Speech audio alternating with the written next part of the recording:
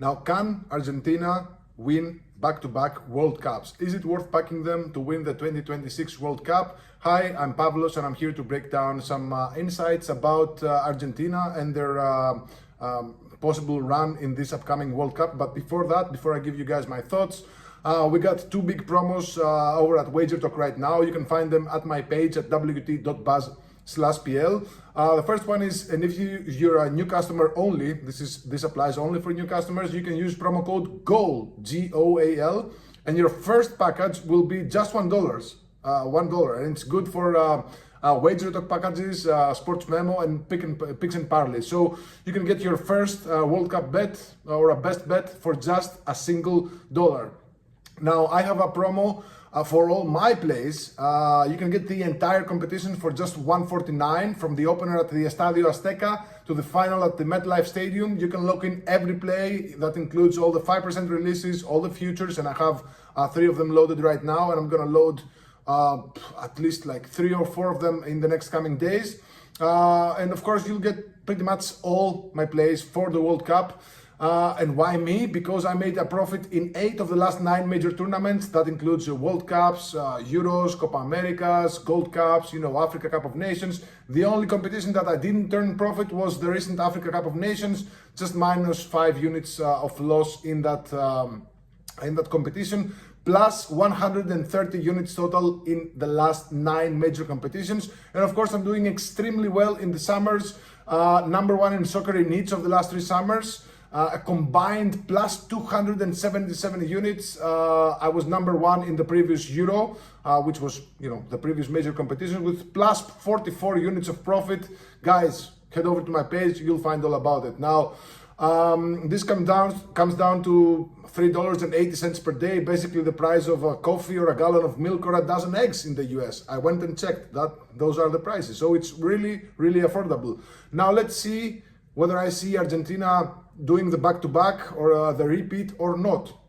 First of all, the only 2 nations in World Cup history to have managed to win back-to-back World Cups are Italy back in 1934 and 1938, and Brazil in 1958 and 1962. So since then, we've seen some absolutely stacked teams not being able to win back-to-back World Cups. So data from almost 100 years of in this competition suggests that back-to-back wins are highly unlikely. Now, Argentina winning the 2022 World Cup didn't come easy. I mean, if you watch that World Cup, they did start with a loss, a shocking one, to Saudi Arabia. Then they probably had they went through the group stage. They had one of the easiest opponents in the round of 16, Australia, whom they beat by a slim 2-1. Then they beat the Netherlands in extra time, a game that gave us actually one of the most iconic memes from that World Cup, when, in the press conference after the game, Messi was seen nodding to Dutch forward Weghorst. He said, "Que mira bobo, que mira bobo." I mean, that's just, if you look at on YouTube, it's all over there. It was pretty funny.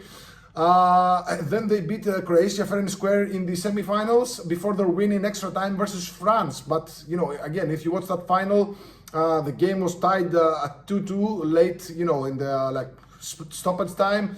And then France do a counter-attack, and Kolo Muani scores a shot. Emiliano Martinez for Argentina makes the save of his career and kept them alive at the end of stoppage time, at the end of regulation. They sent the match to extra time, and of course they won.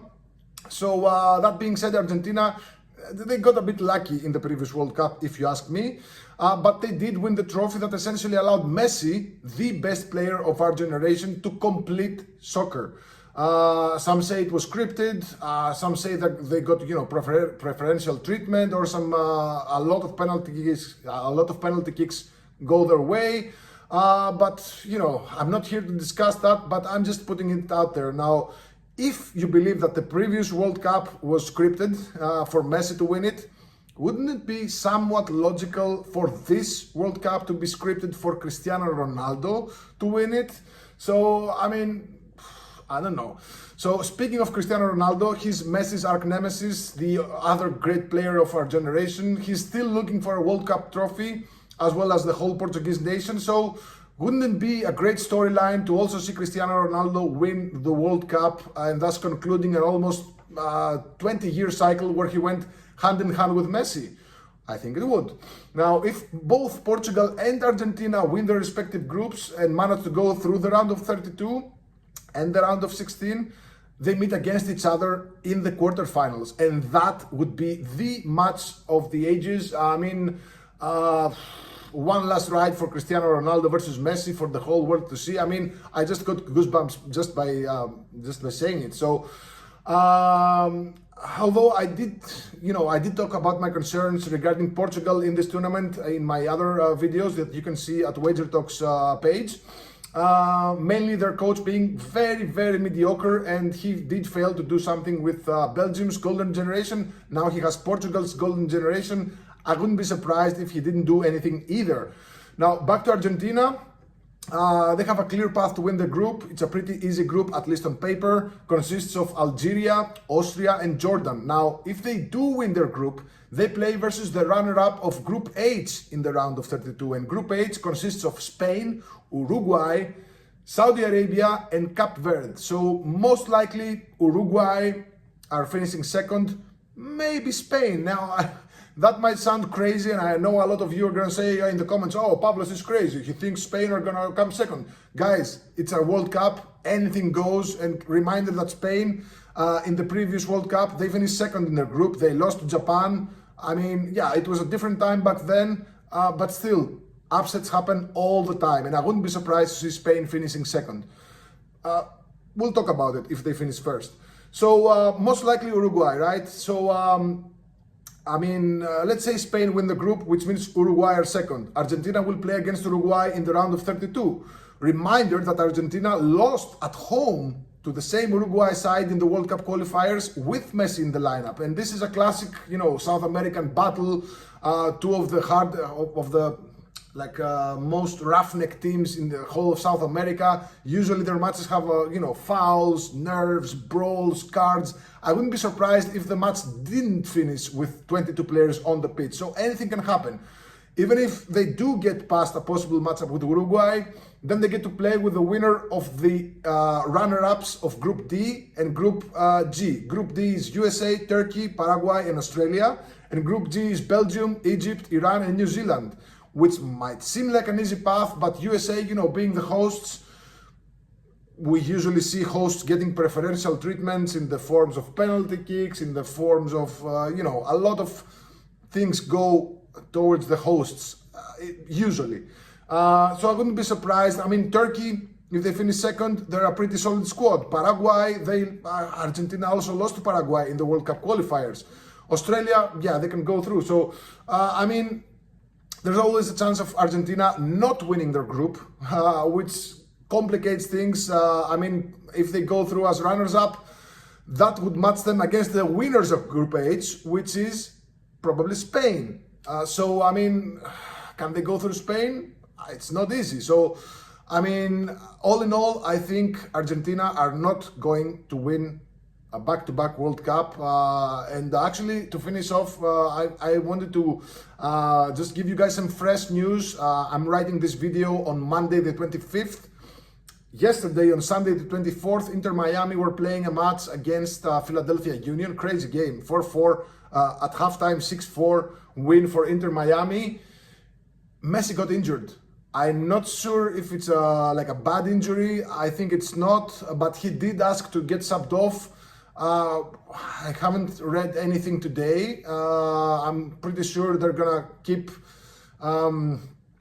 keep it under wraps, whether he's severely injured or whether he's lightly injured. National team managers tend to be very cryptic about that, and I wouldn't be surprised if we didn't learn, the extent of Messi's injuries at all. So again, Messi's banged up a little bit. I'm not sure how bad it is. Could be bad, could be not bad. I mean, the World Cup is still in 20 days from now. Definitely a lot of time for Messi to come back up. But yeah, it didn't look bad, but there's that. So all in all, history has taught us that World Cup repeats are very, very rare, extremely rare actually. They've only happened twice in the 100-year, history of this competition, and by teams who are absolutely stacked compared to others. I mean, Italy back in the day and Brazil especially were just, just incredibly better than literally everyone else. So I do not think Argentina win this World Cup.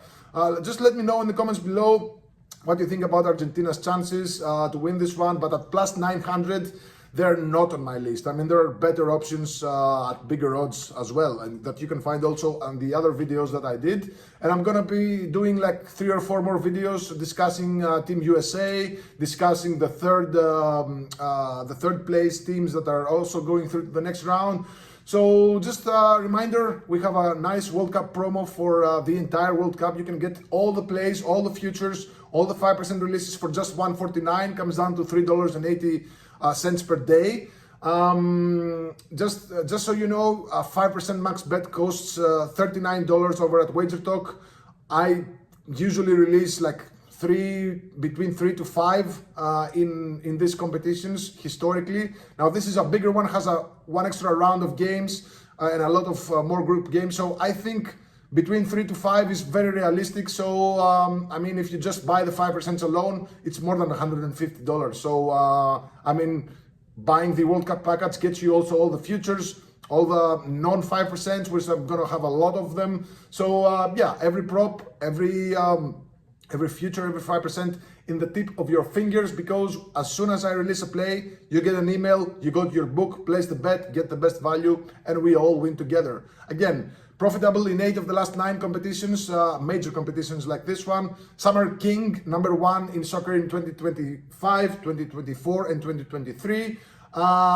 Plus 277 units in the last 3 summers alone. I know this competition is very well, guys. I've been watching football for like soccer for like, I don't know, maybe 30, 35 years. I'm 40 now. I've been betting in the last like 20, 25 years, even if it was illegal here in Greece. And I've been doing this professionally for the last like 10 or so years. So I know what I'm doing.